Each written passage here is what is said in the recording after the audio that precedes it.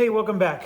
Okay, so I read the rules, and I think my best word I can describe is wow. There's a lot in this extended game, and so I'm just checking to see when I shuffle cards again. It's not until turn 20. Okay, so let's jump in and first describe a mistake I made. So I realized I made a mistake. I think it's a minor one in the grand scheme. For the most part, I think I played this game per the rules quite well. I may have forgot things here or there, but like things that I knew and I just forgot during one turn, but then remembered on others. But one thing I know I definitely did wrong is I did a barrage from this tank to that unit. And see, it's even disrupted, and I think it's because... Actually, I don't remember why it's disrupted. I think it's from the tank that it's disrupted. And the message I'm trying to say is that that's illegal. This tank can only disrupt things that are in its field of fire. So this purple, for example, has a field of fire here, and so does orange. And the tank can only barrage what can see it. So another way to word it, if the Germans can't see the tank can't see the Germans. And this is something that the Germans can't see the tank, so the tank can't see the Germans. I'm pretty confident that during that turn, we attacked it, got disrupted, and then I did this and disrupted that. So that was one of my actions. Well, one of the things is I'm going to get an action back. So that part is good. But the bad part is I don't think he's disrupted. So I'm going to take this off. And so the action that I'll take back is I'm going to go ahead and do a climb up to here. And at least get another unit up there so we can harass this particular guy and get him unseated. Okay, so the extended game. So here's what you need to do. First, if you're still new to the game, you may want to just stop here and not go to the next step yet. By the way, a victory in the rule book, I had made the comment that I wasn't sure if it had like a points chart. It said that if you score 19 points, you would have won in the basic, what they call the first wave of the game. So we would have had, for example, we would not have had this draw because this green is still active here, so we don't have control. We would have had this one because I would have made sure somebody moved up here to take that spot. So that would have been 5 points, for example. This one we don't have. And this one we do. So that's 10 points right there. And then you get, this would be 11, 12, 13, 14, 15, right? Because we have two of them. 16. We don't get to count this because one's still alive. And then this one would be 17. And then this orange here is 18. We would have been 1 point short of victory. So we would have fallen short. Now, bear in mind, we played much more punitive rules. I brought that up several times. But just for fun, we would not have won if that was the end of the first wave. We would have been darn close, though. And so considering how frustrated and pulling out my hair I was, I think we did quite well towards the end. Okay, so now let's jump into this. The first thing that happens is I got this out. Everybody gets an extra action token. So we're going to now have 3 actions for each side. So that's step 1. And this phase marker, by the way, is just meant to go along the top. I don't do it, of course, but then the next thing that's going to happen is we're going to get these out. And the command transfers are just, they're just for this situation here. Like you can see, this one belongs to the 29th, but he went across this line, and now he's being controlled by the east side. So what I would have done is you take a command transfer and you see how it says the first. I'd put that on him, but I don't like them because it's just more tokens in the way. and then you can't read the token anymore and blah, blah, blah. But we're going to be using these HQ range tokens, and they're going to be going on this track here. And then there's engineer tokens as well, along with engineer range, and they're all here. We haven't used them yet, and we're going to start to use them. But let's go in the order of the phases of the game. I think that might be the easiest way to describe it. You can see that they put in red what the extended game sequence is, which is very helpful. And first things first, landings are going to happen unchanged. So if there's a landing that needs to occur, it's the same rules as always. The only thing you're going to notice is that we're now using this bottom table here for turn 15 plus. Okay? So landings are going to just keep happening as always, and we would just do these. The mines are still an issue, and they could still blow up, but there's going to be ways that we can clear those mines forever. But I'll get to that in a second. So we do the landings as usual. Then we're going to do the event card as usual, and they put in red here that that's step 2. So we're going to do that. Then in step 3, we're going to do fire checks, but for the German fire phase, that's normal, except now there's going to be this thing called German action sequence. And you can see it's in red. And that's what is on the back of this rule book, this entire thing. So I'm going to pick a card that we've already used. This card here, if you may recall, we've been ignoring these letters. Now we have to start paying attention to them. So this would be a normal attack. That would be a normal attack, just like we're used to. And this could be a normal attack like we're used to, or it's now called a reinforce action. That's what the R stands for. So we would have to, or I'm sorry, the R is a fire action. Oh, never mind. No, the R action. See, I'm still confused. We're in for a good time, folks. The R action is going to be dependent. See, like there's all these columns. It's either a fire action, a no action, a reoccupy, a resupply and fire, a redeploy, a reinforce, or an overrun. Oh my gosh, this R could be like 8 different things. 7, technically. I just failed to count it. So how do we know what is what? Well, first of all, this is the optional variant with German armor. Trust me, this game, this extended rulebook is so involved. I made an executive decision. We're not going to do the German armor. I think we need to focus on these rules here, and then maybe I'll do another playthrough because I do enjoy this game, and we'll add the German armor the next time. It's just too much. The German armor has like a whole AI page all to itself.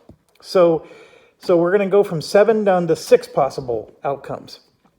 But it's broken up into 2 things. You're going to have the nest, the WN position, or the reinforcement position. And just a quick refresher, the WN position are these WNs that we've been dealing with the whole game, right? They're the nests that are up on the cliff.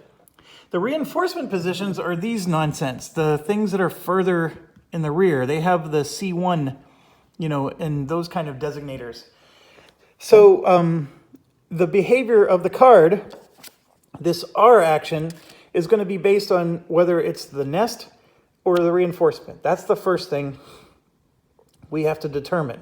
The next thing you determine is it occupied? So is the nest occupied and U.S. units are in the field of fire? If that's the case, it would just do a normal fire like we've already done a million times. Is it occupied but no U.S. units are in the field of fire? Then it does a mortar, okay? Then it's no action because it's an R, okay?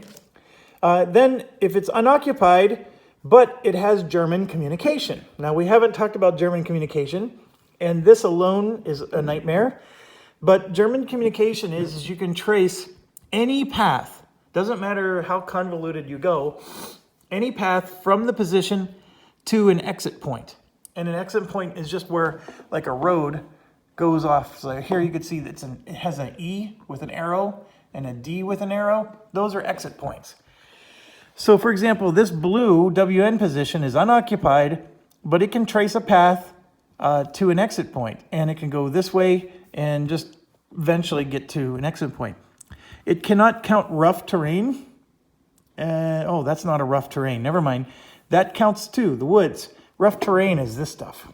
So nobody can use rough terrain. It's also not allowed to go through the beach. So it can't go through a beach to get to an exit point. So if we somehow get US units to surround this thing, we could actually cut it off from communication. Okay, so it's a very fair point.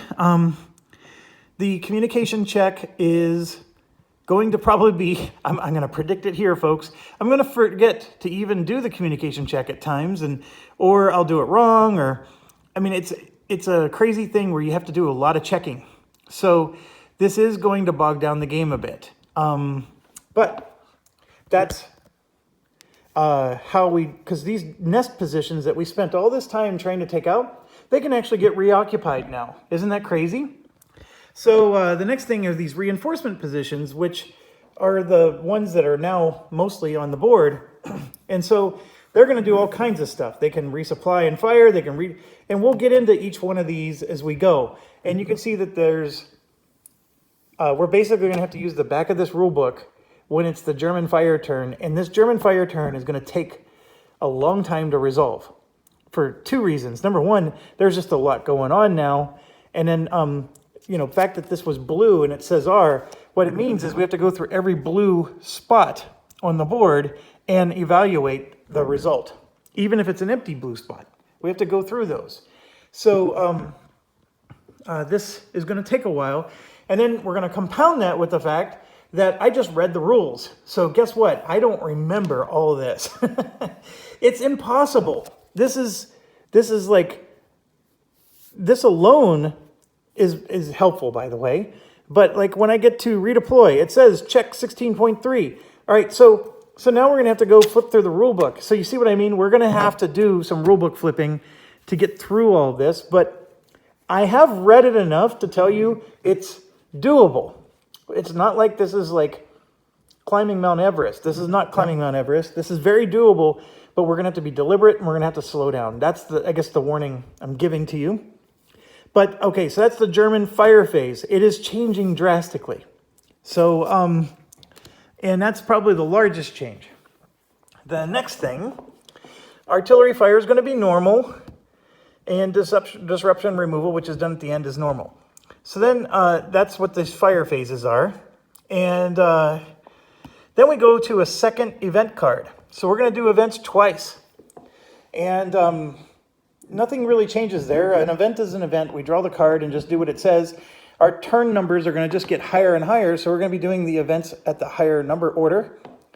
And the rules do say that there's going to be more and more of these units that might get resupplied, so they're going to be out of the catastrophic loss. By the way, the victory condition changed. It is now 14. See how it said 8, and now it's 14? But this 14 is both of these added together. So I can have 8 over here and 6 over there, and then I lose. So, but the point is I can get to 8 with this, and I'm not going to lose anymore. It's just that the two combined can't be over 14. I'm at 7, by the way, and this is at 4. I'm already at 12. If I lose just 2 infantry, we lose this game. So this extended game may not last very long, especially with me standing here in an intense fire zone of something that is no longer disrupted. So this is where, when the first 16 turns ended, I probably wouldn't have been so aggressive to try to chase this. This was a worthless thing to go after in the first 16 turns. And we're now going to be given some tools with the headquarters and engineering units that are going to help us make this easier to take. And so I got way too aggressive here. These guys should have, once they took out purple, they should have just chilled and sat tight, or, made sure they took out orange and just held the draw, you know what I mean? So there's some things, mistakes were made. How about that? And it's because I didn't understand these rules and how this changed. Now, we're going to get into exactly why I feel this way, because the U.S. action phase is next. So we're going to do Oh, where is our action phase? Oh, the U.S. Engineer and HQ phase is actually before the action phase. I didn't realize that. I thought I was always doing it out of order. So there is no more clearing beach of obstacles. What we're going to do is we're going to do this part in red. And then for the action phase, some things are going to change. So if you'll forgive me, I want to talk about the U.S. actions first, and then we'll go back to the engineers and headquarters, because that alone is a big, huge change. So let's do the U.S. actions first. As you recall, we were doing things where there was a lot of free moves to get off the beach, and then from there, everybody has to spend an action. And that has not changed. But what has changed is that infantry units can now move 2 spaces, except for these bocage, or I call them hedgerows. So these spaces here limit them to 1. Then we're talking rangers and infantry. They can move 2. Tanks can move many spaces as long as it's along a road. These shingles are no longer here, so you can consider them cleared. And so this is now considered a beach space, just like this is. Or it's a draw space, it's not a beach space. Is there anything extra added? I don't think there is. There's no like new action for us to learn. I think the biggest thing is just that the units can move multiple spaces now. And the anti-aircraft and artillery are still limited to just 1 space. So there's no bonus for them there. The artillery can barrage anywhere on the board. They have unlimited range. However, if they're on the beach, they're restricted to the same rules that this tank is. They can only hit whatever they can see. So the artillery has to get up here onto the high cliffs. And once it gets up to the top, then the artillery has unlimited range. It probably still needs to be in a headquarters range and things of that nature, but we have to get the artillery off the beach, and then it becomes our power horses. Artillery units can barrage anywhere, except one thing. These are reinforcement units, as you can see. This one here is a nest, so that's not a reinforcement unit. But this guy here cannot be barraged until you reveal it. So right now, with the way this game is laid out, the only reinforcement unit that a artillery could hit would be this one, because we've at least revealed him. So so we got to get our artillery off the beach. They're quite useless without being off the beach. The other major rule change is that climbing a bluff, like what happened here, that is now just a move. You would not need to put a climb. Basically, think of it this way. To go from here to here took 3 turns, right? And then to go from here to there takes 2. Well, now this is going to take just 1 turn, right? You just move. This is considered just a move. And then to go from here to here is going to be 2 turns instead of 3. So what you get to do is you move here and put a climb token on, and you don't have to do the climb cliff anymore. So so this is just a automatic move to there, and then the climb token would go on top. The climbing action is a lot quicker. So I think that covers most of the U.S. actions. We also have on our sheet here, you can see we've been using this. So for the basic sequence of play, you can see it says turns 1 through 16, and we've been following this, right? Now we get to flip it over, and it shows the extended game sequence of play, and then the priorities, if they've changed. You can see that there's patrol action, there's mortar action. Those are all the things that are listed here. So we're going to be using this in conjunction. This left side is just another summary of what we went through along the top up there. And so you can see here, each division is allowed 3 actions. In addition, U.S. units may perform actions for free, expanded to units that are within the command range of an HQ, units performing a move action in a beach, pavilion, or draw hexes within operational range of base. So we get to do more free actions, possibly. And so let's talk about the engineer and HQ phase. So we place engineer bases in eligible beach hexes and increase the operational range of previously placed engineer bases. We can convert HQ units to command posts and increase the command range of them. So there are two different functions, but let's talk about the HQ units first. So this HQ unit, where is one? Right here. So we have this HQ unit here, and he can flip over to become a command post. See how it says command post? When he becomes a command post, he can no longer move anymore. He's stuck in his position. He can only become a command post if he's no longer in firing range of anything. So right now, this is an orange nest that can still fire on the headquarters. So this headquarters is not eligible to become a command post in this current situation. So you got to be somewhere that's safe from fire, German fire. Okay, so that's the first requirement. So let's say it becomes a command post. Then what you do is you take an HQ, I think there's one for every HQ unit. This one says 18. I mean, I don't know, that's the HQ from, that's the 116th HQ. Okay, yeah, here it is. So this would go with the HQ we just looked at, right? So what you would do is you would put it on that spot. So it has a range of 1. So what that means is that HQ is just like the HQ is now. Its own space, and every space around it gets a free action. And then at the start of every turn that we get to this phase, every time we get to this phase, it gets an automatic bump.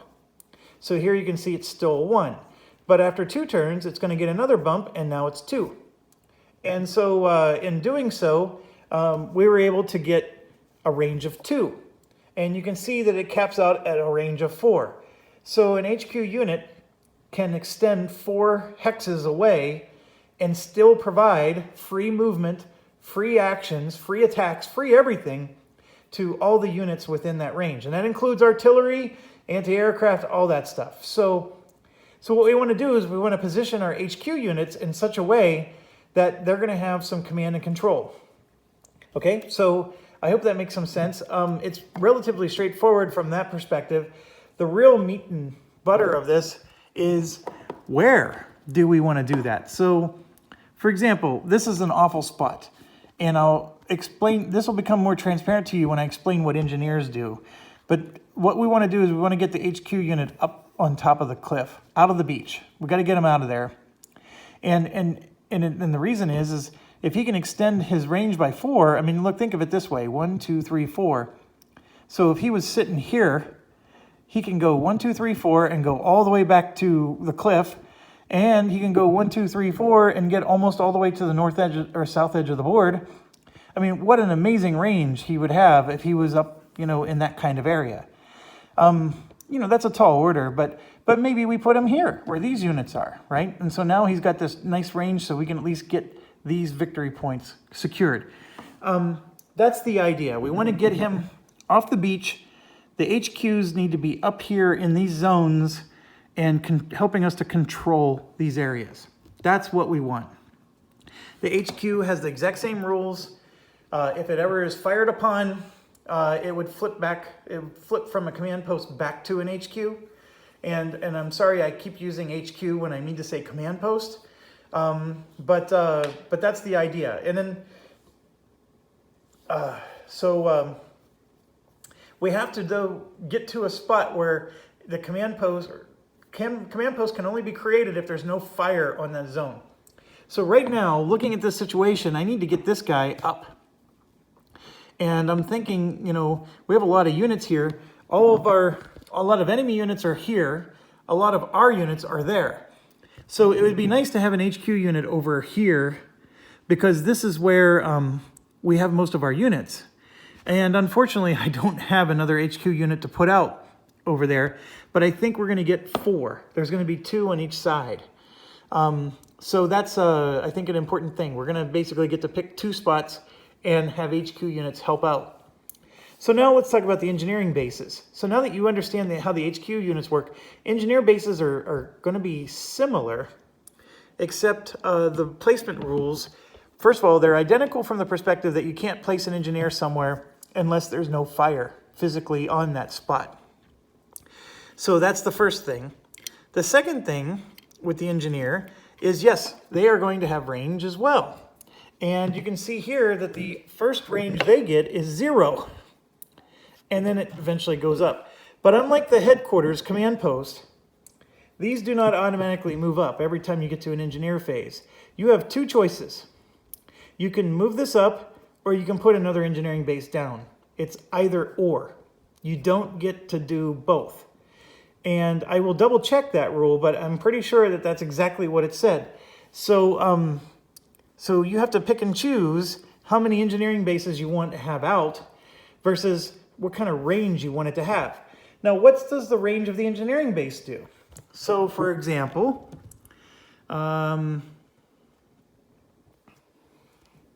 let's look here. This is an anti-tank wall. This solid red line is a mined road.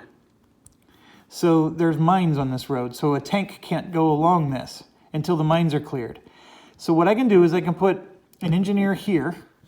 Let me back up. I can put an engineer here on the beach, and any unit on the beach that this engineer is on gets a free move. So anybody on the beach gets a free move because they're basically, you know, like your air traffic controllers. They're getting people off the beach. That's their first primary function. And so when their range increases, they get to increase the range of getting people off the beach. The second thing they do is, let's say their range is 2. They now have cleared this. Well, there's nothing to clear here, but this gets cleared out, that wall. So now a tank can drive from the beach into there. And then also it clears out the mines, so a tank can move along the road. Now this road is also mined, so I would need a range of 3 to be able to clear this road. But the point is a tank can now move freely through that area. And we get to ignore the obstacles. So that's what engineers do. And an engineer would, in this case, we've already cleared the mines for landings, but let's assume we didn't clear the mines, like over here. There's still mines in these 3 spots. If an engineer was positioned here and he had a range of 2, he would protect. All those mines would be considered cleared. So he clears mines on the beach, and he also clears obstacles going that way. So our first turn is going to go extremely slow. Even when we get to the engineering and HQ phase, I'm going to pull out the rule book and make sure that we're doing everything correctly. There's a lot of steps to making an engineer. There's a lot of steps on promoting the range of an engineer. As you can see with the engineer, its range starts at 0, but it does go up a little quicker, not a whole much, but it does go to 5 range, which I think is going to be needed. And you can see that there's a lot of mined roads here, and this is considered a mined trail. So the trail has mines on it. And then here's another mined road. So the game rulebook does specifically recommend that you put engineers near these draws, so that way they can start clearing out the draws. So 1, 2, 3, 4, 5 means I need to have an engineer in one of these spaces here to be able to clear the mines going all the way up to there. And that's the idea, is you want an engineer at each of the draws. There are 4 draws in the game, and there are 4 engineering units or bases. So, so now let's look at this situation. 1, 2, 3, 4, 5, 6, 7. There's 8. So it's going to take 8 turns to get an HQ unit to maximum. We're on turn 17 out of 32. So there's what, 15 turns? So we're only going to have half. It's going to take half of this extended game to get to full max, assuming our HQs are already there now, and they're not. The engineering track is even worse because you have to choose to either move it up or put a new base down. And so 1, 2, 3, 4. That's going to take 9 turns. So there's a lot to it, and I think I'm going to definitely want to double check that engineering thing, because that seems like really impossible. And what it might mean for us is that we're going to only have to pick a couple draws, and those are the draws we're going to go up, and we're going to ignore the other two draws. And that might be true. We may have to do that because the engineers need a lot of turns to get their range up, and we don't have that many turns to begin with. So there is a big chart on whether or not we win or lose in this one. There are victory points for all kinds of stuff. I'm not going to worry about it too much for now. Just basically understand we get victory points for every reinforcement position we take. For every draw, we open to U.S. traffic. And it means we have to control every hex, and our engineers have to completely clear it of obstacles. That's worth 4 victory points. Every non-infantry unit and non-HQ unit that's on high ground gets a point. And every armor or regular infantry that moves off the map from a lettered exit. So that's these exits that are up along the top. So if we somehow move off the exits, we get points for that. Every ranger that steps off the exit map, it has to be F or G specifically. And then we subtract points for every nest that we have not controlled. And every German unit in the Kampfgruppe Meyer box. So right now, 4 of those units moved over, but there's still some that are left in there, and we actually lose points for those. And then, of course, it tells you win the game based on blah, blah, blah points. In order to get an actual victory, we need at least 40 points, and that would be considered a tactical victory. A decisive requires 60. Okay, so that's the thing. All right, so I'm looking here on the... you may place engineers in beach hexes during the U.S. engineer and HQ phase. Once placed, an engineer base does not move, but projects an engineer range that increases over time. An engineer base may be placed in any beach hex that it's in. It's a division sector that is not the potential field of fire of a German position.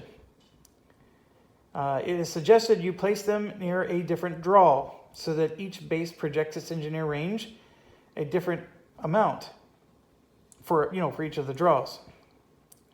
It first goes in as a range of 0, and that means it only operates in the hex it occupies, but in subsequent turns you may advance the marker along the track. During the U.S. engineer phase, you may advance the engineer range marker for 1 already established engineer base per U.S. division, 1 space along the range track, as long as the engineer's base is not in field of fire. And it says there's a divisional engineer operation limit. You may only place 1 engineer base or increase 1 base's range per division per turn. So this is per division at least. You may not advance an engineer range marker in the same turn you placed a new engineer base for that division. That makes sense.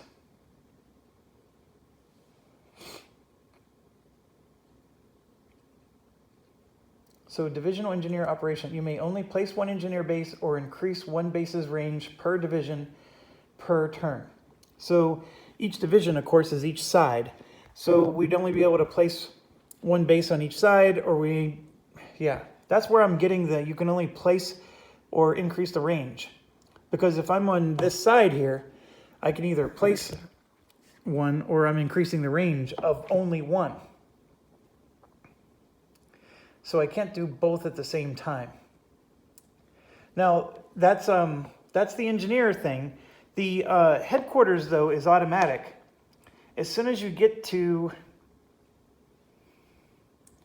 this phase, all 4 command range markers may move up.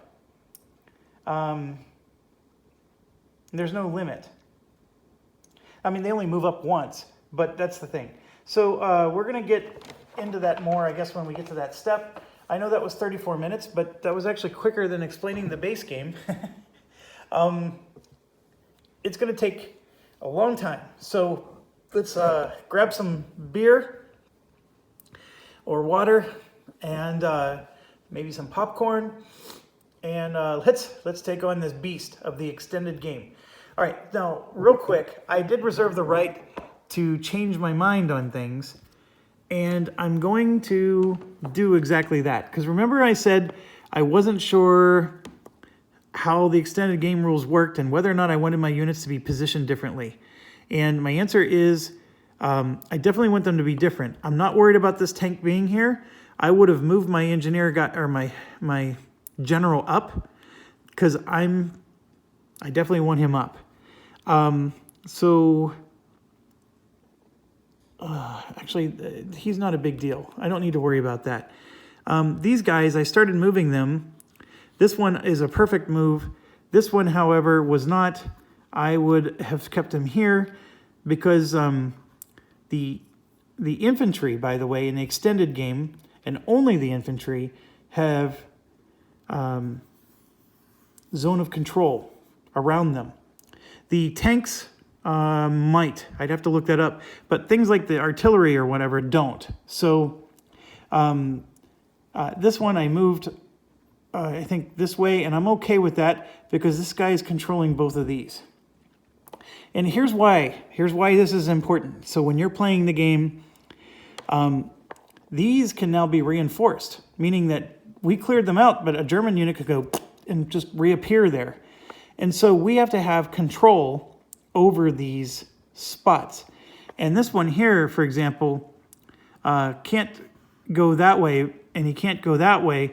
So his he has no communication to the edge of the map because this one's cutting off this spot and this one's cutting off here. However, because of the hedgerows, he gets a free hedgerow thing, and then he actually has communication. So red is a problem child. What we could have done with red is we could have, if you actually occupy the spot physically, we could prevent it. But this guy actually still has communication because of some stupid Bokich rule that he gets one free communication through here, and then he can escape. And it's just because the hedgerows are really hard to patrol, right? So this one, it gets really crazy. Like, is this considered a Bokich hex here? So does this one also get that same benefit? But even if it did, if you'll notice, this is controlled by here, and this one is controlled by here. He does not have communication. And he can't go through a draw. He can't go through the beach. See how that works? So I moved things just a little differently. I don't think I could have put him on the red. I could have put him on the red, right? Because, what I did was I moved him this way because I was thinking we wanted to take this out. And I think we still do want to take this out. But it may be actually a better move to keep him there for now because we want to keep red out of communication. And what my logic is here is, yes, we need to clear things out, but we absolutely do not want to reintroduce troops in places we've already, controlled.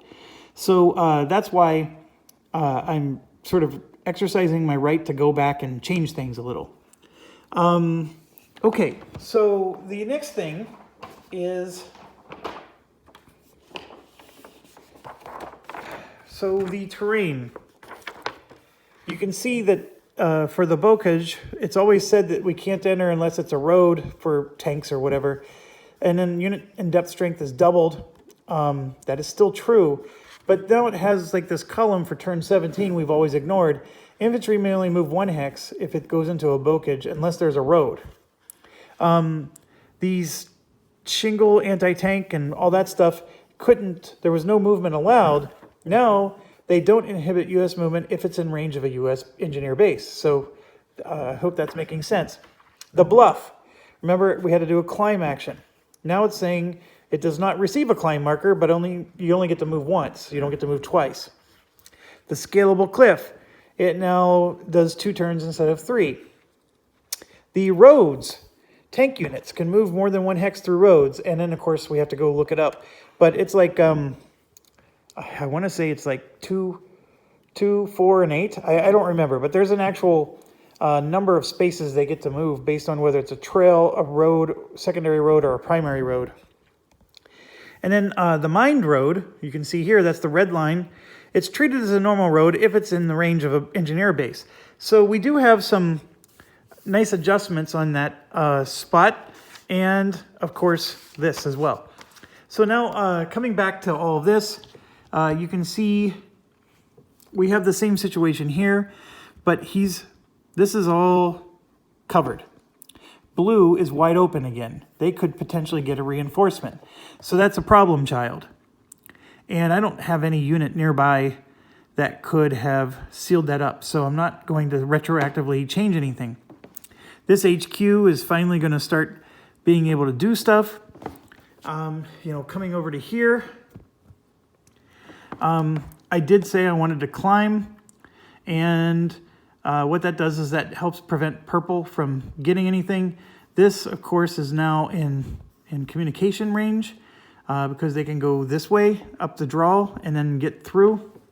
So we have a lot of challenges, and things can get ugly on turn 1 here.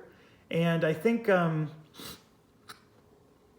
if we were to play again an extended version, those are the things we're going to have to factor in, is not only do we need to take these nests, but we need to hold them.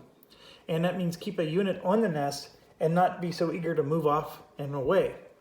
So, okay, I spent 41 minutes, so without further ado, let's go ahead and at least get through the landing phase before we go to the next video. So, go in here. We're going to land in the east. And I'm going to flip this over. So we're doing turn 17. So we're on this bottom. And just a quick refresher, there's only danger for artillery and anti-aircraft. The Duck W is apparently its own. I think those are the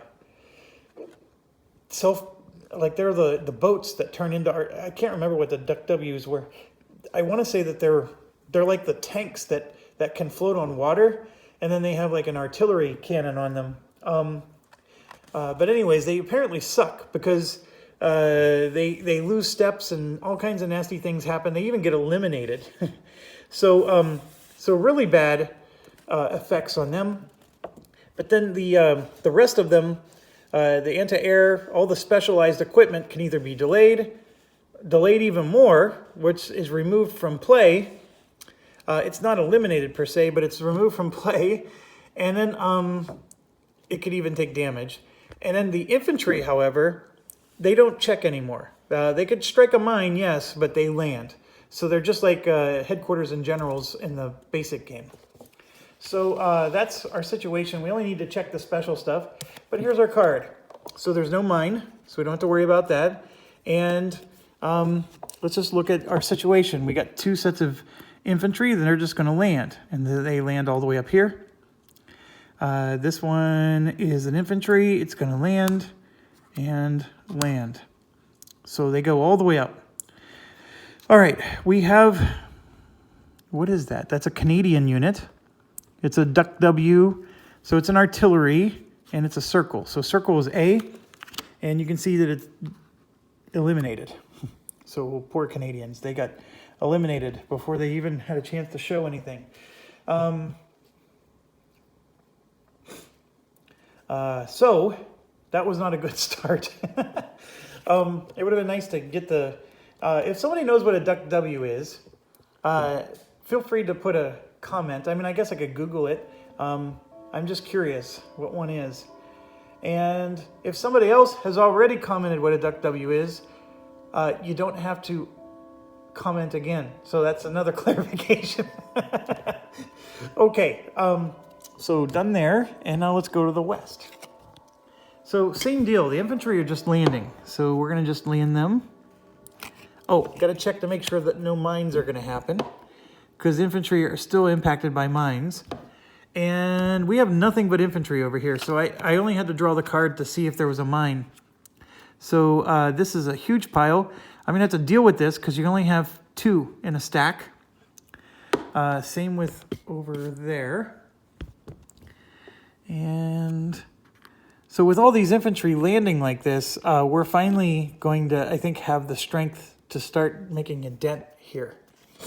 Okay, so landing is easy. Now we're going to do an event. Turn 17, German reinforcements. Place 1 in zones B, D, and E. Okay, so remember, we are done with tactical.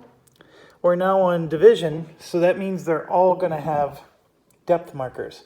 So B is going to go on B1, and that's going to be a mobile depth. D, oh, where are you, D?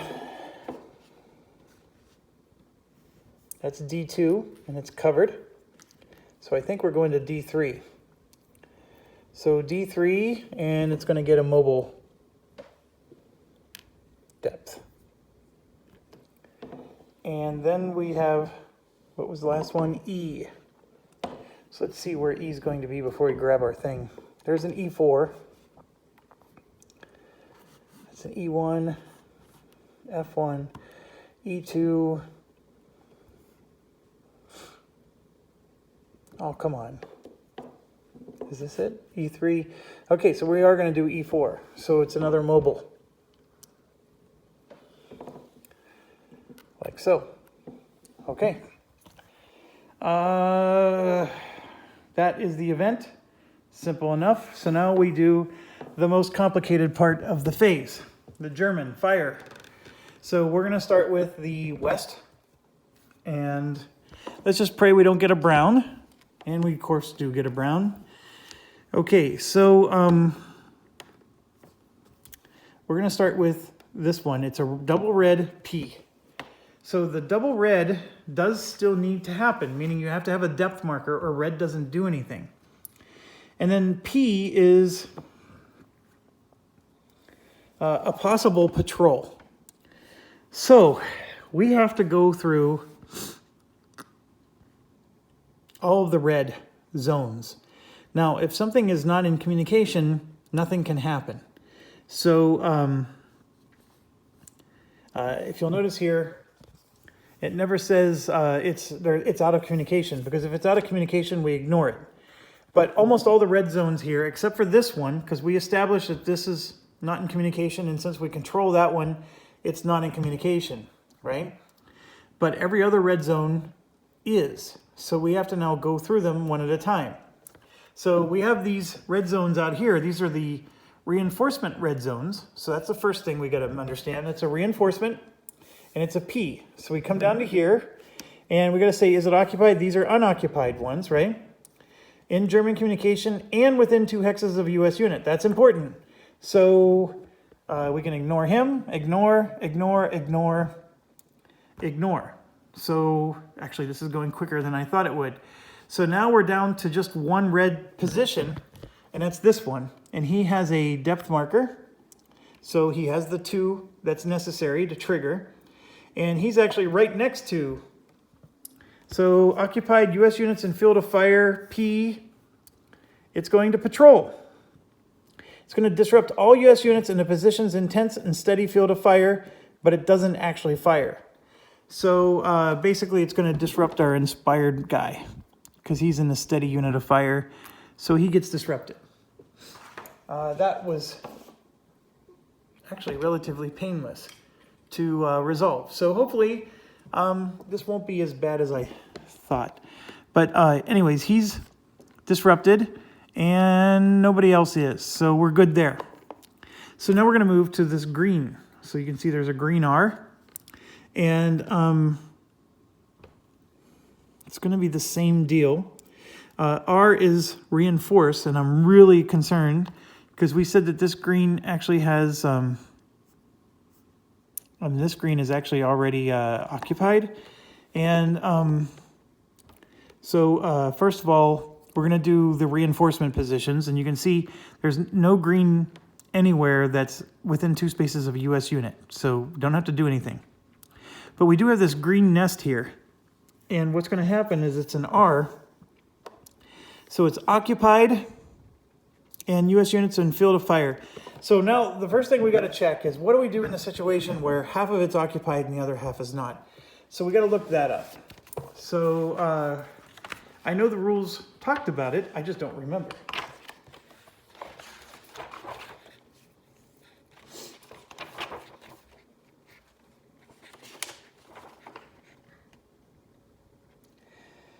Okay, every occupied,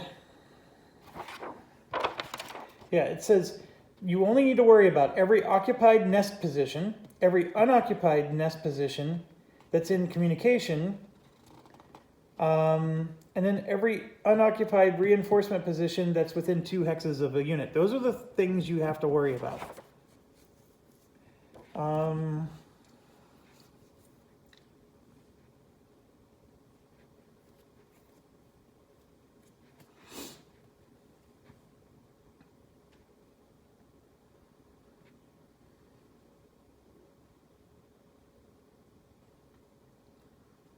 It's explaining, you know, if you get a single color. So basically it's explaining that this double red means you have to have a double red.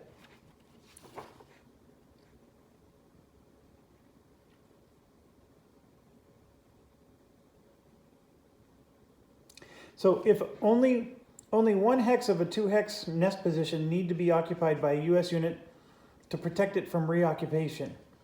If both hexes of a 2 hex position are eligible for reoccupation, we place reoccupying units in both hexes. So we're reoccupying. That blows. Okay, so green, who has been our problem child since day 1 in this game, is being reoccupied. So it's an unoccupied green. So we have 2 things that are going on. We have an occupied green that US units are in field of fire. We also have unoccupied. I gotta read this one more time. But basically, this is the situation where I think this unoccupied green here is gonna get reinforced, and then this one's actually gonna fire. I think it's gonna be, it gets to do a double action. I may have not read that right.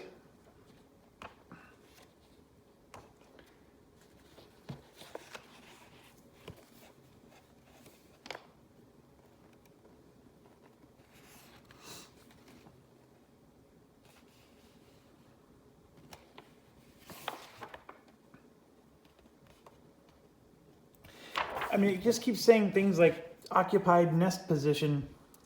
But the fact that some nest positions actually have 2 positions within it.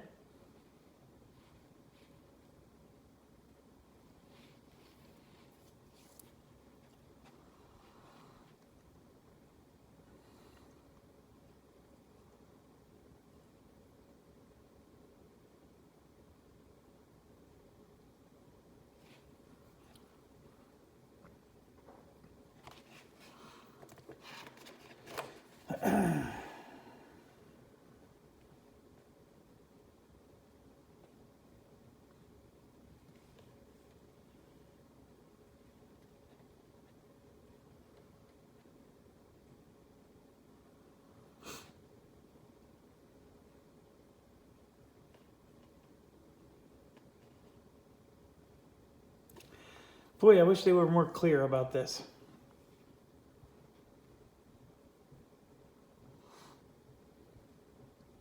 So it says for the action, an occupied reinforcement position with US units in its field of fire may resupply.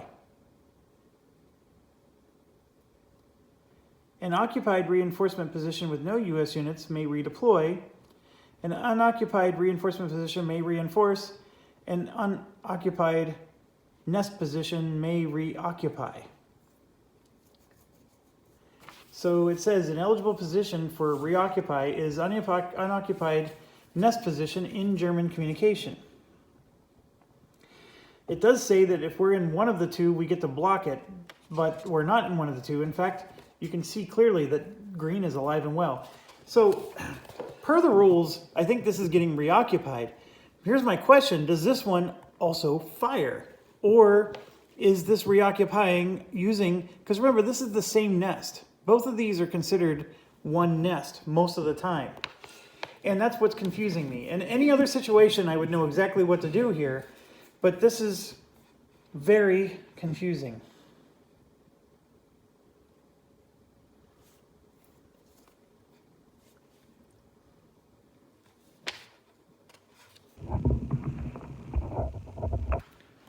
Oh.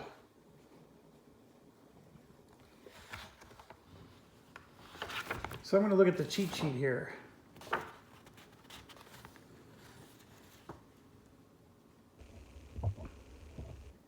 It doesn't explain anything on the cheat sheet, so that does me no good.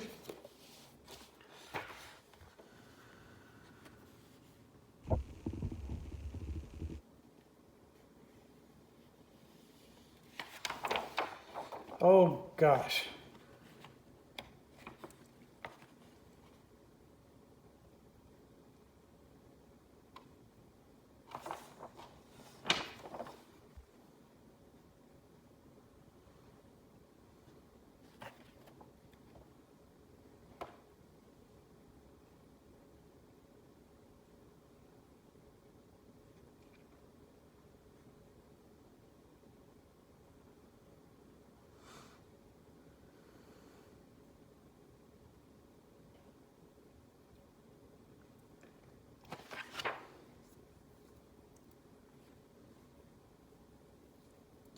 I think each nest position gets its own action.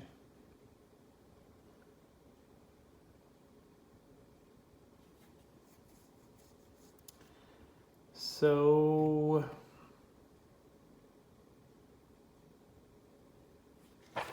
I think we're going to do both. He's going to shoot and we're going to, so this one's going to fire.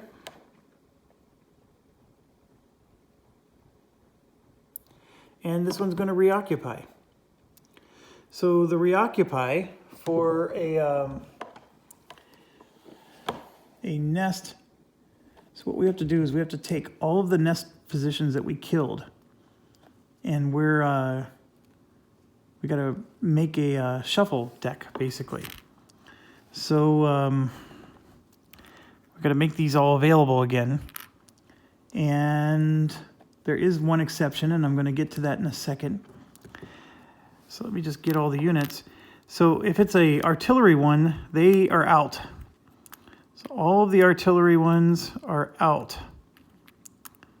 So it's basically one of these that's coming back. So it's a shorter stack that we have to pull from. And I don't know where specifically to put it, but I'll just put it over here. A little off camera there. And now I gotta check, are they gonna be reinforced?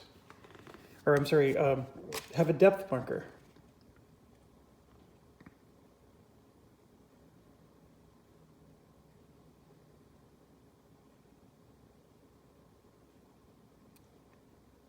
Oh, here it says, the nest does not fire in the fire phase, it is reoccupied.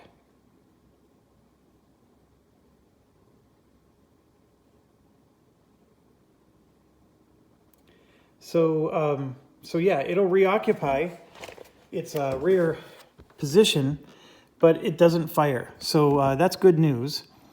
It does not say that it gets a reinforcement or a depth. So we're going to put one of these on, and of course it's face down.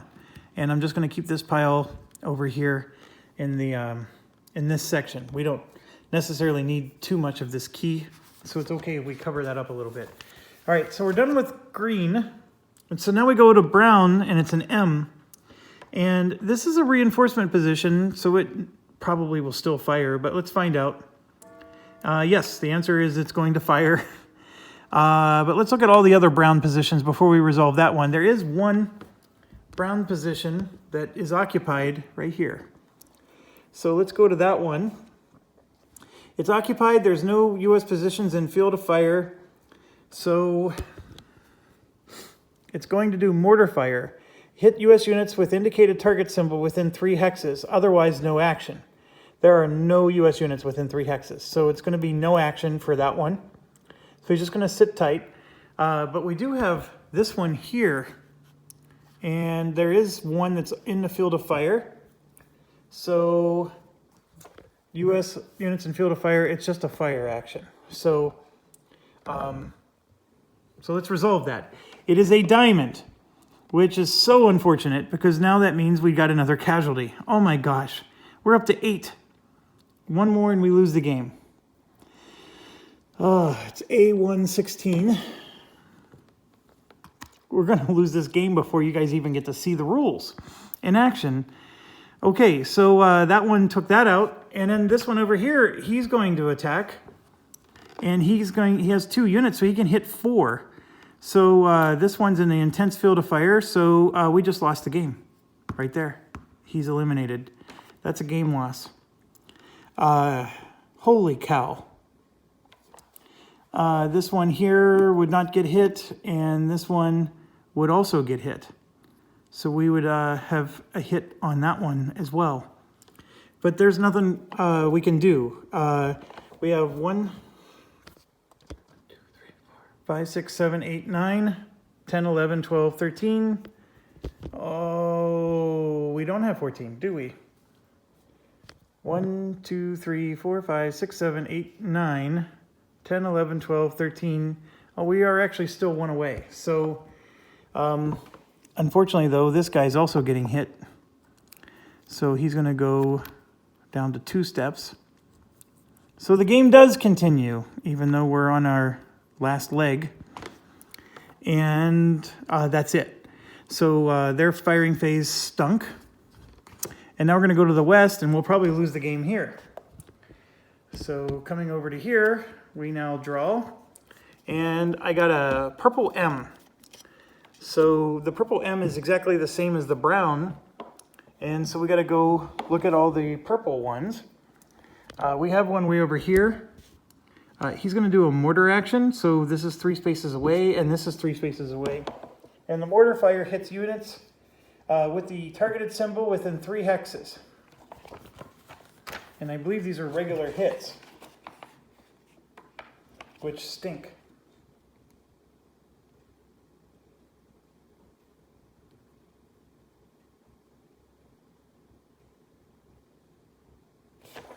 Okay, so since he has a depth marker, it's just saying that this isn't doubled when they're doing mortar fire, but he would hit 2. It's a diamond, by the way, is the shape.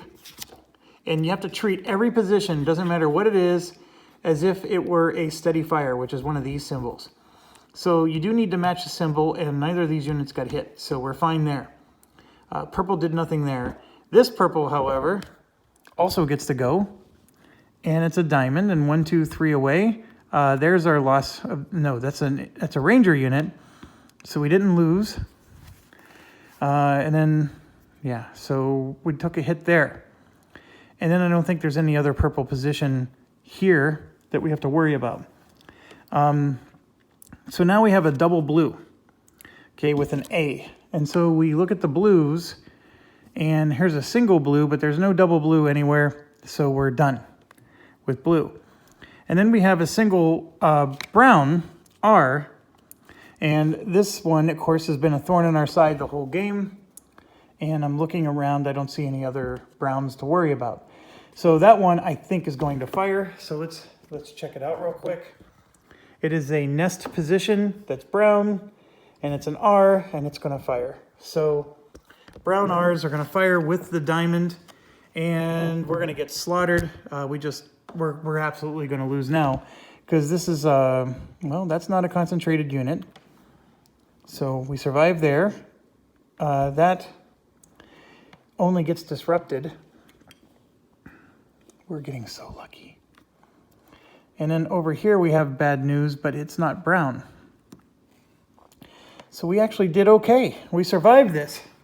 Holy buckets. Okay, so that wasn't as bad as I thought it was going to be. We still got through that pretty quick.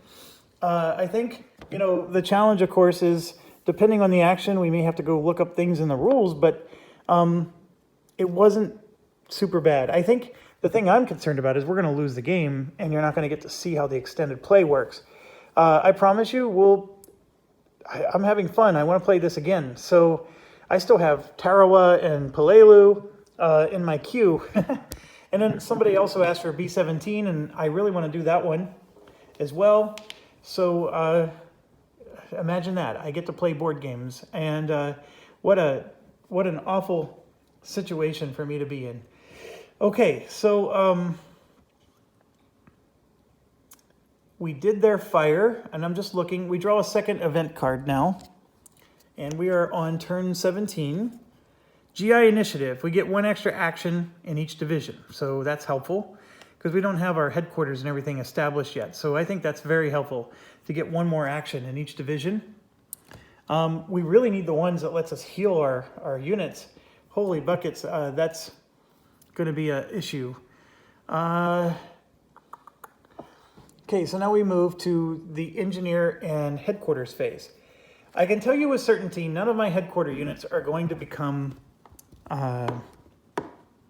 command posts. We need to get them moved to somewhere where they can become a command post. So not quite yet with that. This general unit would be an awesome one, but it's not a headquarter. So we're not going to get them to command posts. The headquarters can move now off the beach, and they get to basically move like a hero would.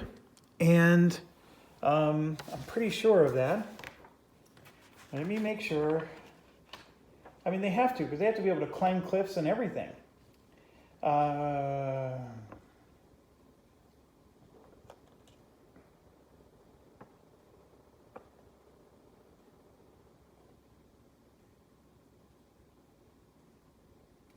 HQ units and generals may cross a bluff in one turn. You don't have to place a climb marker. And this was the case even in the basic game. This isn't anything new for the advanced game. So we can go up bluffs.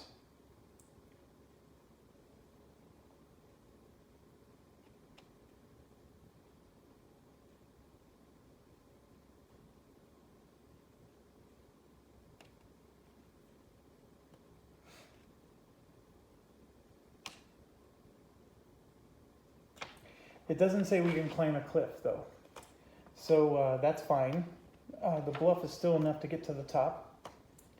And if I go to the U.S. action section, I know it's in here.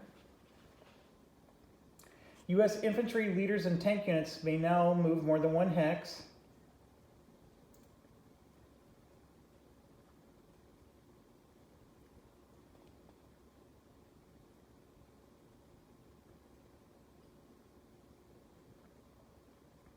Yeah, so we got to go up bluffs. We can't go up cliffs. Okay, so that can only be done in the movement phase. We're not in the movement phase. We're in the headquarters and engineering phase. So what I think we want to do is we want to get engineers established. So let's go through our components here and sort them out a little bit better. These command transfers we don't need. That's an HQ range. So let's get those out. And then we have engineering range for the different engineering bases. So I'm assuming that's a base right there. That's a range marker. So there's another base, another HQ range. All right, so there should be 4 of everything. Yep, there is. So there's 4 HQ range markers. And then these two, being the lighter color, are going to be the 26th Division, and these are the 1st Division. No doubt about that. I don't think that it matters what the number is. Obviously, these are historical numbers. But what matters, though, is that the range marker has to go with it, right? So this is for, that's the range marker for that, and there, and there. So we're going to get to establish 1 engineer per side. Now, here's my challenge. I want to get an engineer here because this draw is going to take a lot of turns and I need maximum range. But the challenge I have, I bumped that, that's one of my challenges, is I can't go anywhere that's in a field of fire, and green is still alive and well, so I can't go anywhere here. I could go here, and let me think about this. This would be 1, 2, 3, 4, 5. That would work. And so my question is that more important than this? So I can do that draw. My answer would be yes, from the perspective that I have to get that one to maximum range, whereas this one does not need to be maximum range to cover everything.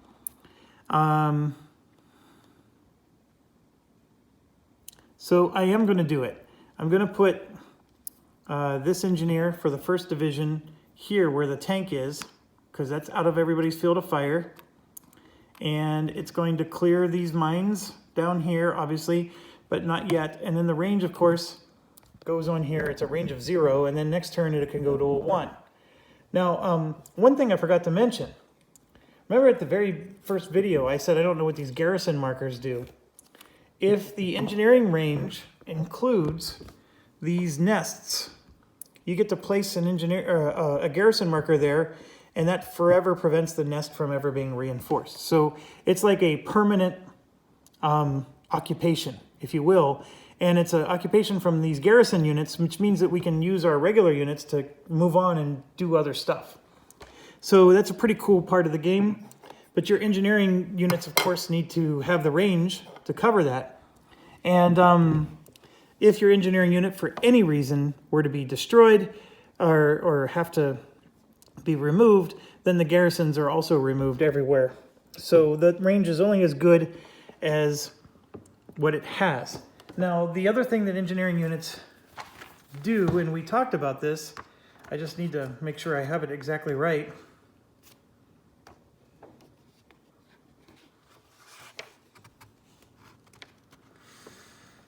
It can place the garrisons.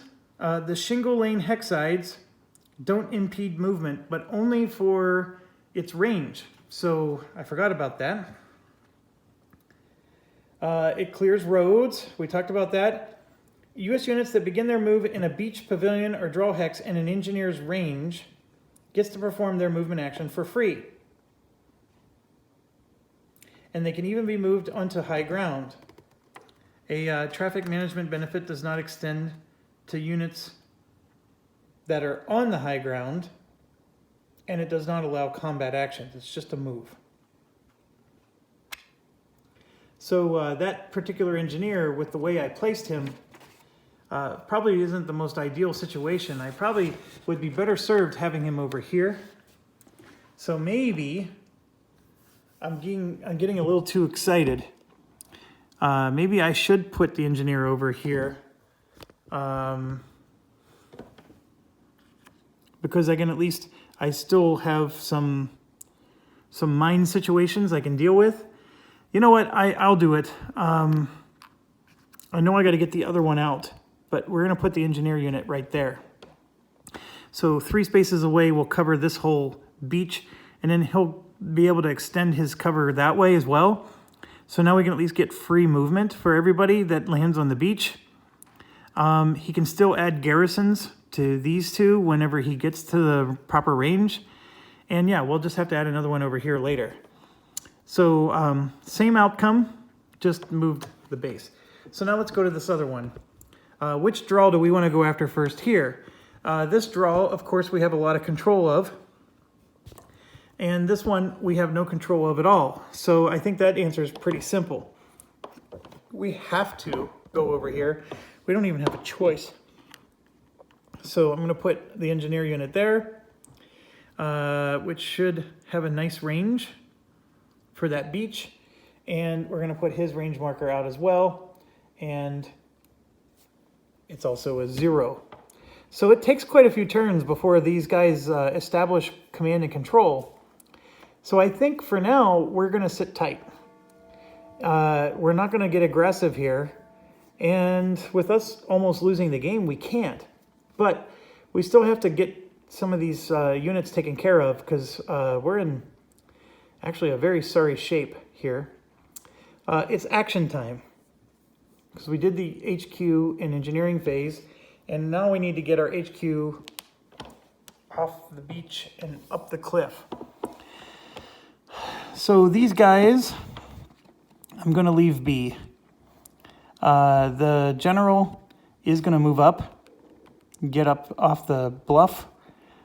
These guys all get a free move. And in fact, this one I have to free move. So I can move the tank up now. I think I can. Or do I need to have an engineer remove that shingle? I think I'm stuck waiting for the engineer to remove the shingle. So then what I'm going to do is I'll just move these two then up, and these two will move like that. So they all got free moves because of the general. The general ended up going this way. I guess what I'll do is I'll go that way with the general instead, because that's a fair move to go that way. And everybody else is sitting tight. We're just trying to prevent reinforcements here until the engineer can get a garrison in. I think that's our key. We want to make sure we get garrisons in, and then after that we can start doing more. It would be nice to get an HQ up here, because even if I parked my HQ right here at the top of the cliff, I mean, you can get a nice range going. But our HQ is all the way over here. So I think we got to just make do with what we got here, HQ-wise. We got all of these infantry units now that are on this board. They don't get free moves unless they're next to the HQ. So like, for example, this one, we are going to move up, and I'm not going to, well, let's do this procedurally here. We have a tank unit, and we're going to do a barrage action. Well, actually, he's disrupted. He's disrupted. So is that one. So we'll remove his disruption. That's no issue. But since he's disrupted, I'm going to move my infantry there. It honestly doesn't matter. I can move it here and have the same effect. So I'll do that. This one is an artillery. That's an artillery. This infantry gets a free move. So I'll move him up like so. This one does not get a free move, but I get 3 actions. So I'm going to move my HQ up as well. So that means this artillery has to move over, and this artillery has to move along with him, and this artillery will move along with the HQ. So I do have a concentrated unit here, but he's disrupted, and that's the only color that can hit that spot. So I'm taking a calculated risk that that disruption can't somehow magically remove itself. The tank, this is a seawall, so I'm going to move the tank over one so it can now get onto the road as soon as the engineers clear it. This is actually fine. I don't need to move any of these. Do I, or should I move it is the question. And I have 3 actions, and this is, of course, a very bad zone. It's a heavy fire zone. This one is not disrupted. So I did move this tank, didn't I? So why don't I do something else? I'm going to try to suppress Brown. So it's a strength 4 tank, so all I need to do is match the diamond or have a Brown. And I did neither. So the strength 4 tank did nothing. So now this inspired unit here, strength 2 tank, it's a free action, but he has to match both in order for him to pull it off. He got the Brown, and he's not a diamond, he's a triangle, so it's not enough. He wasn't able to do it either. So now I got to be more careful. So I guess this unit will move up for action 1.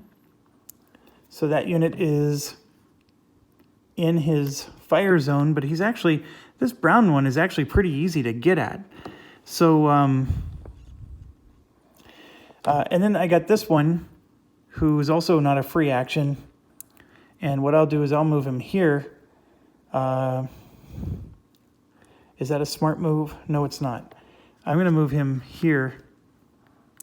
I don't want to get him into this, especially with these guys. They can tear him apart. But I'm going to move him here, and I still have one more action left if I wanted to. But that's, I think, the best I'm going to do. I'm going to get an HQ up on here, and I think I'm going to make him a command post right away. I know he can't reach far, but I need a command post here so I can get some nice command and control in the middle of the board. We got to get this draw covered first. I'm not really worried about that southern edge of the board yet. I got to get these. I mean, there's a bazillion German units here. Let's get some control into this central part of the board. So everything gets to move 2 spaces. I forgot about that. So I could move here, but then, so this one could move here, but that's an intense fire. Do I want to do that? My answer is no, I don't want to do that. And I don't want to move this a second time because then I'd have a concentrated unit.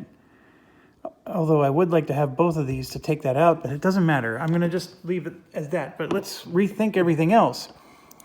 I can move twice, but this bluff here is my entire move. So I can get up here, but that's going to take another turn. So I think I did everything correctly. Sorry I'm taking so long. I just want to make sure. And yes, I did everything correctly. The only thing that maybe I could do differently is, since I can move 2 spaces with infantry, obviously I can't climb the bluff, but I could have moved in with the general here. So for example, these two, I'll leave B, but these two could have moved up with the general because they can move 2 spaces. And they can actually get all the way up into there, like so. So I will do that.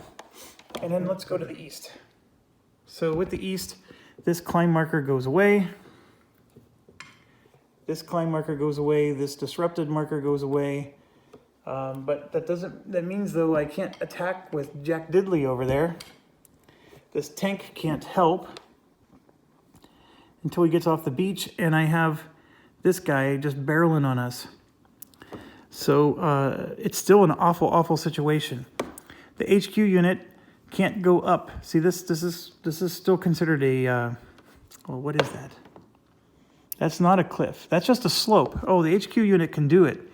So we can go 1, and we can even do a 2 and get up here, but you got to understand that with this purple unit here, the HQ unit cannot become a command post. But I'm going to do it anyways. I'm going to get up into that range because I want this HQ unit to start controlling things and getting things done. So the artillery is going to come up and get in there too. The artillery cannot move 2 spaces. It can only move 1. So artillery is there. This is a BZBR. We don't have a Browning. Oh, yes, we do. So I'm going to attack with him on him. This gets doubled. And this becomes an artillery. So unfortunately, I didn't have this artillery unit help him. But what I did do is I at least disrupted it. So we're going to disrupt it. And then next turn, I can have my artillery help them take it out. Okay, and then this guy here can't quite attack yet because these two, this is the only one that can attack it, and you can see he's as weak as it gets. The HQ unit was all the way over here, so none of these are getting free actions. But what I can do is at least move this up to here. And then I know I said this unit, but this is the unit that would have attacked. They're both full strength, so it doesn't matter which one it was. And then this one will come up because that's the better move.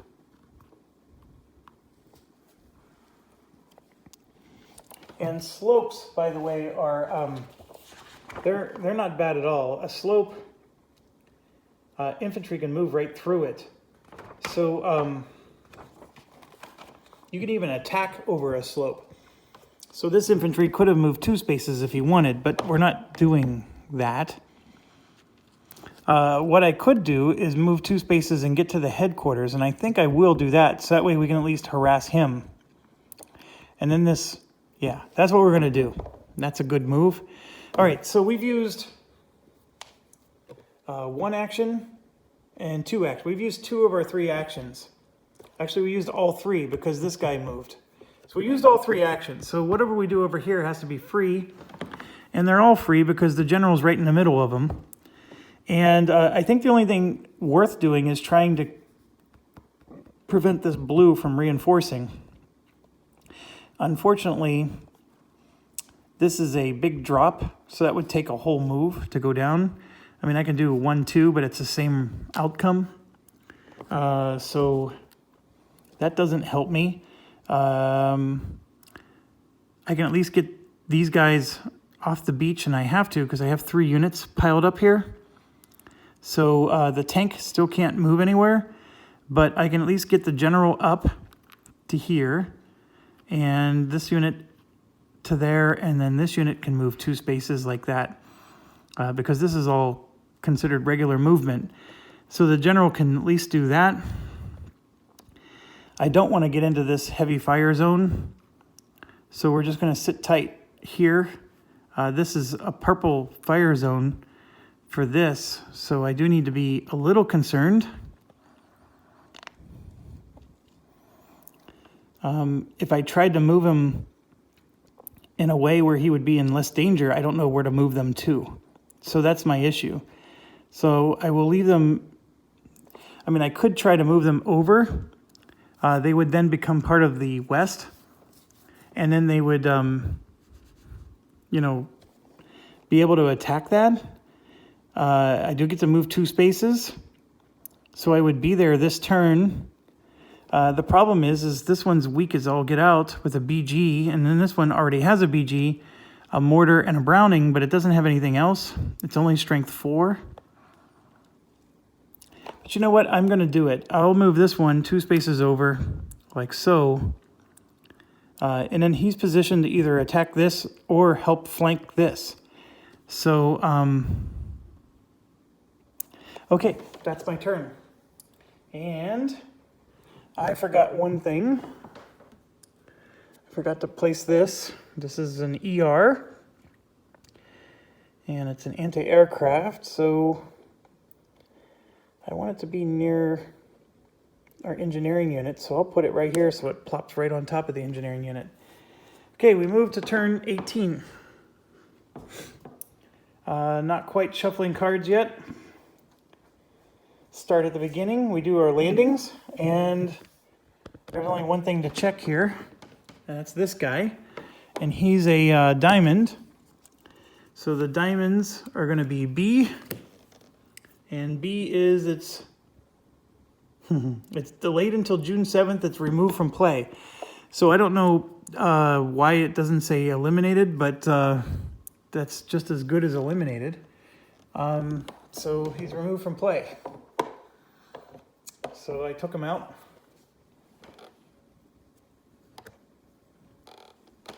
Okay, so we did the landings. Now we're going to do our first event. Turn 18. German reinforcements in zone A, C, and E. So a lot of reinforcements coming out. Okay, so A,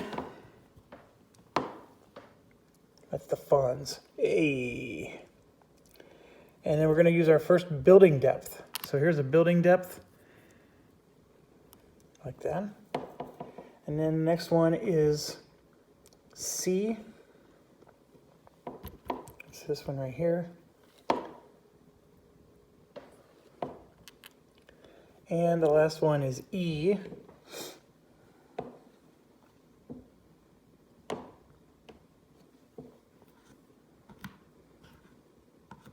It's going to be E5.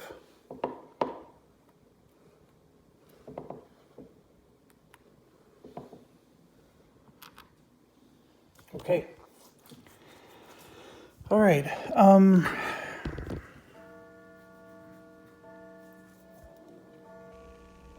That was our event. Now it's German fire time. So this is the nerve-wracking part. So let's see what we get. We got a red R.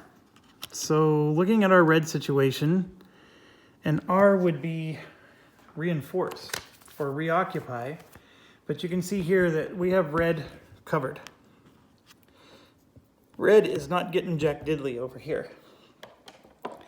So then we look at all the red positions that are within reinforcement positions that are within 2 of a U.S. unit, and there's only one, and it's this one.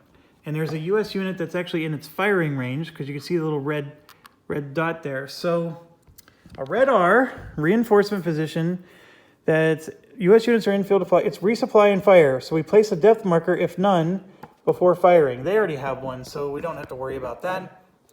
And so it is going to fire. It's a triangle, and we don't have a triangle, so we survived it just fine. That would have been a game over right there. Okay, so we survived that crisis. Next is purple. So it's a double purple. They can hit armor. So here we can see that there's a purple circle, and we are a circle, not triangle, so we're fine. That's the only thing that purple could hit there.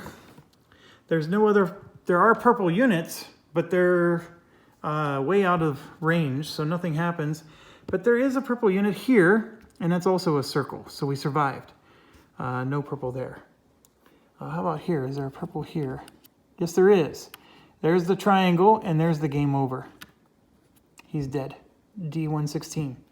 So we just got 1, 2, 3, 4, 5, 6, 7, 8, 9, 10, 11, 12, 13, 14. That's a catastrophic loss of 14. Game over. So my apologies. I hope you don't mind me mentioning you specifically, Andrew. I know you were eagerly looking for the extended game, and we were just starting to dive into it, and the game already ended. I don't think there's anything I can do. I could say we can ignore the rule and keep playing, so you guys can at least get a feel for how this extended game plays.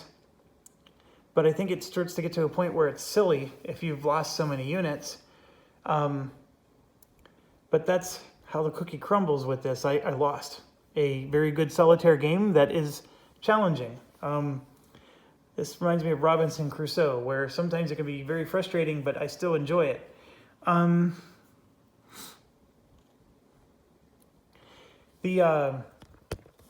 This is nothing but a fire action, by the way. There's nothing that happens there because this is the old symbol. And then the M is possibly mortar fire with blue. And so even though this blue has communication, he's not reinforcing because we got lucky with that was not an R symbol. So if this was an R, this would have reinforced. I think that is helpful. The other thing is we would have had a mortar. This would have done a mortar action, and it would hit anything that's 3 spaces away. But you always consider it as if it's a steady fire. And once again, the symbols don't match, so that one doesn't do anything. What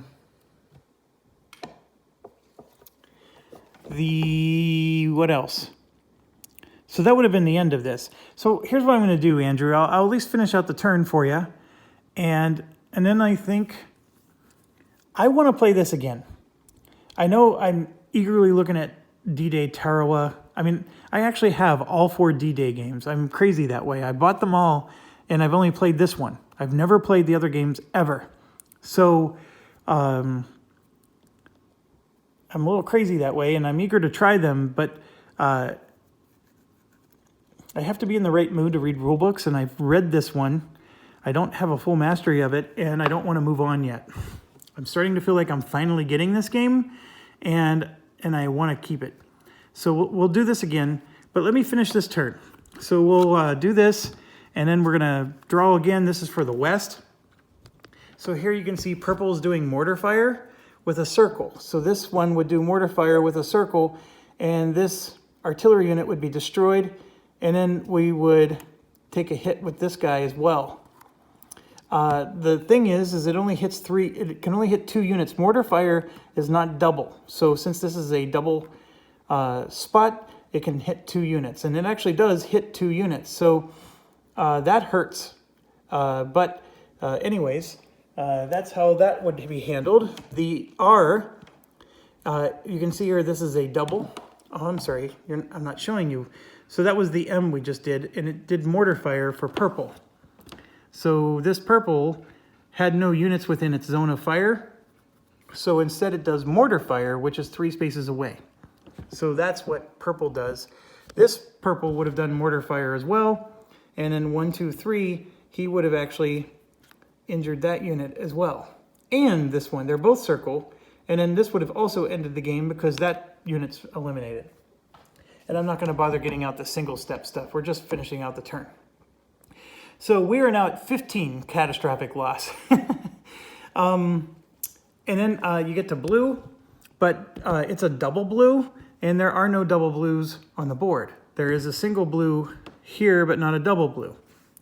So then we get to, and by the way, R would be reinforce, reoccupy. It's that kind of action. So this is how more units get on the board.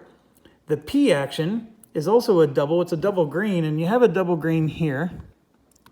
So that might do something. Is there any other double greens anywhere? No. Okay, so P action is new, and what the P action is it's a weird one. It's patrol.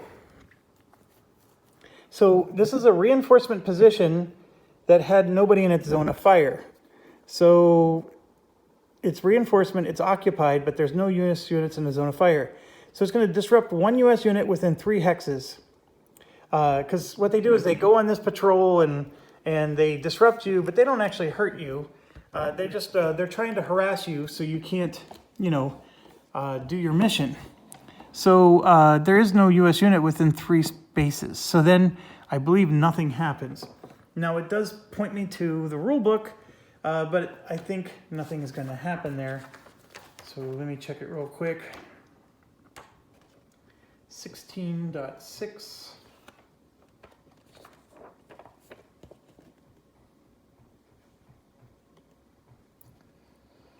Oh, where are you? Here we go.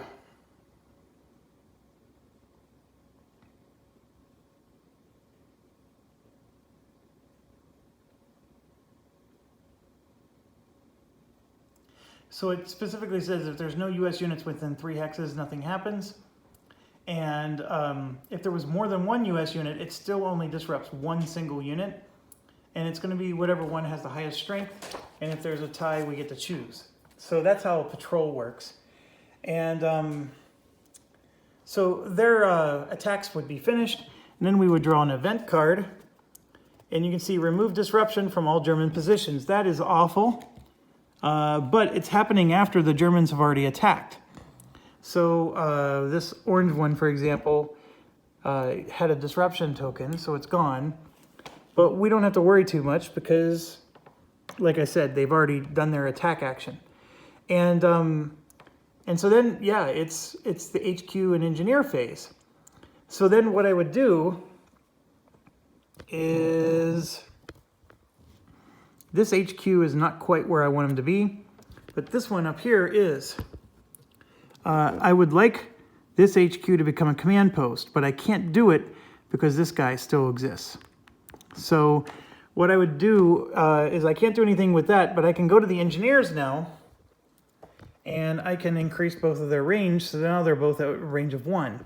So this engineer being at a range of 1 just cleared another minefield. And I'm going to move that to the left because these two are now clear.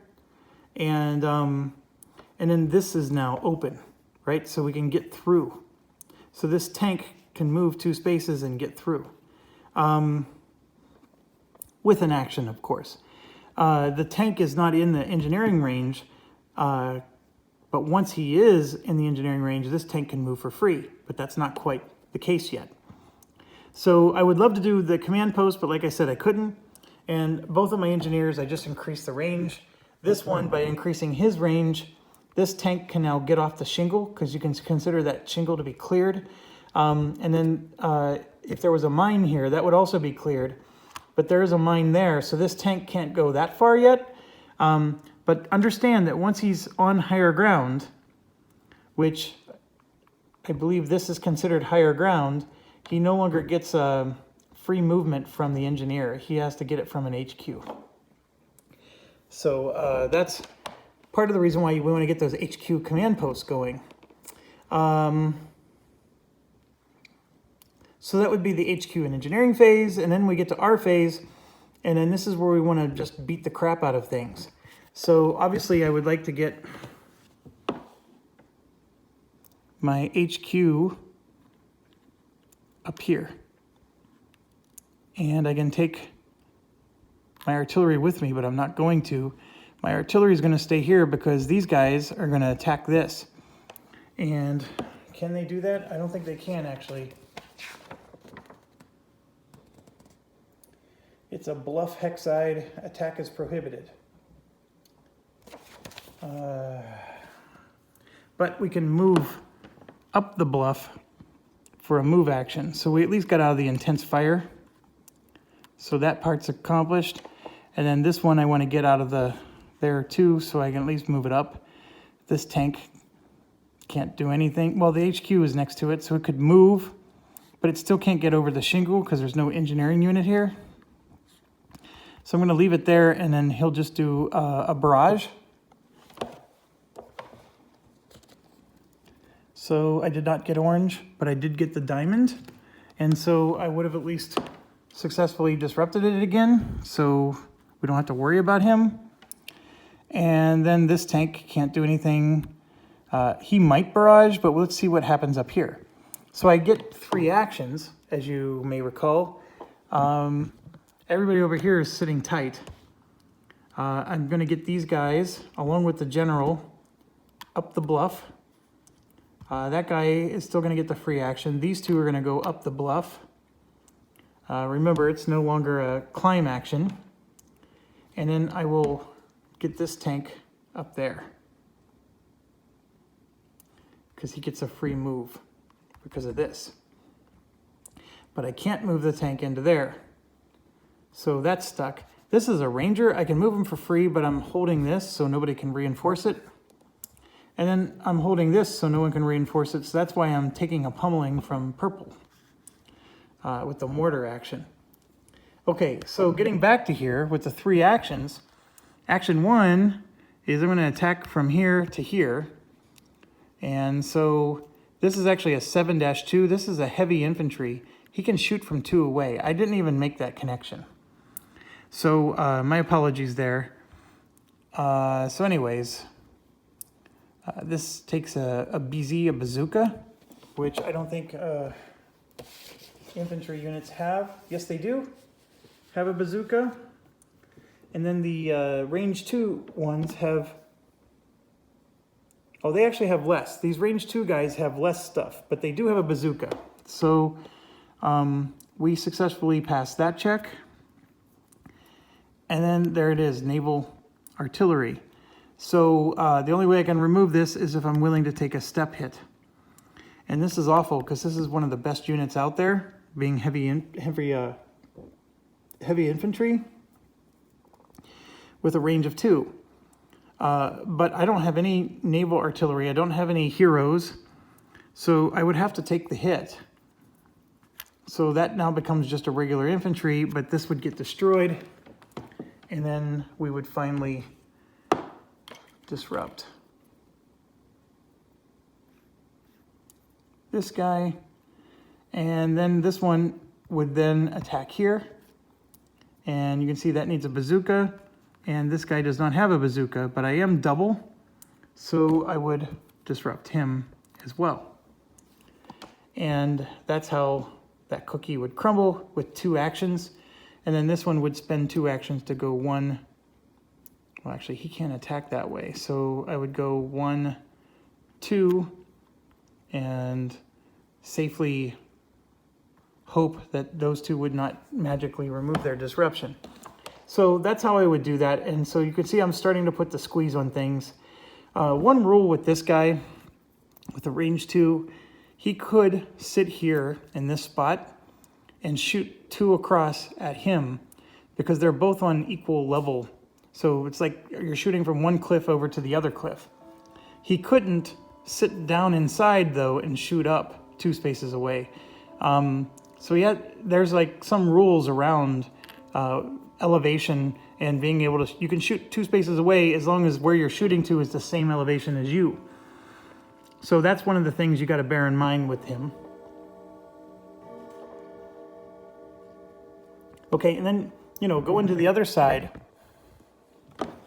We have, for example, disruption here, and we know that this requires artillery.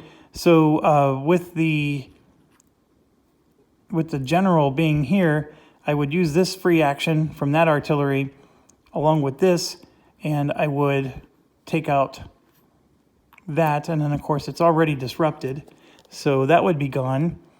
That would have been 1 action. And then for another action, these 2 guys would attack here, but we know that this needs flanking. So I can't attack there because flanking sucks. And so I would have had to move one space over like this. And this one, I can't even attack because, see, he's got a strength of 3. So I need double to be able to so here's, actually I would do it in this order. I would attack, I have double because it's 8 there. I don't have the flank. I don't even have the Browning, in fact. So it's doubly bad, but I at least would, I would do it to disrupt him. That's what I'm trying to say. But I need to be careful because I used 1 action here and this would be 2 actions. Yeah, I'm not doing that. Oh no, I am. Yes, that would be my 3 actions. But then for free actions, I have this situation. So these guys would attack here. And you see this one needs a Browning. Neither of these have a Browning. So I would have disrupted this. And then this one for a free action would attack here. And you can see I need a BZ. And a bazooka I have, and I'm double. So I reveal this. And now I need an artillery, which I don't have. So I would get a disruption marker on him. And then this artillery, of course, would finish him off next turn. And my HQ unit being up there is awesome because now I'm able to keep that artillery unit moving. So big lesson, keep your artillery units next to your HQ. The artillery units are very powerful in this late game, if you could somehow keep them alive, but you need to get them onto the high ground. So as we approach turn 18 or 17, you want to get your artillery units around your HQ so you can move up the cliff. You want to be able to go up slopes like this. You can go up bluffs, which are these brown ones, but you can't go up anything that's solid, like over here. So be careful. The slope is actually not a bad thing at all. So there's a lot of that at play. So that would have been my turn, and then, of course, we would just keep rinsing and repeating until this thing was over. We get just a quick look here. A whole bunch of infantry are coming out next turn. That slid underneath the game. There's an HQ unit coming on the 29th, so we'd have a second HQ entering. And then on turn 20, more stuff. This one's what, turn 22? I must have moved the board somehow.